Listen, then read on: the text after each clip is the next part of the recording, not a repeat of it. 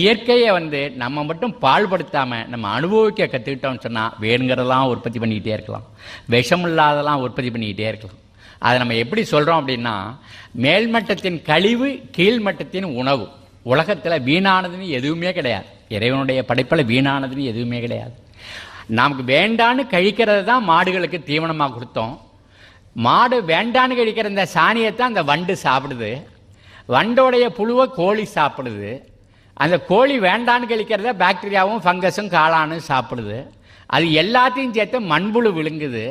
அந்த மண்புழு வால் வழியாக கழிவு வெளியில் வருது. அதை தண்ணியில் கரைச்சி அந்த செடி உறிஞ்சுது. நமக்கு தக்காளி பழம் வந்துச்சு, நெல் வந்துடுச்சு, கோதுமை வந்துடுச்சு, ஆப்பிள் வந்துடுச்சு, ஆரஞ்சு வந்துடுச்சு, எல்லாம் வந்துச்சு. இதை உணவு சங்கிலின்னு சொல்கிறோம்.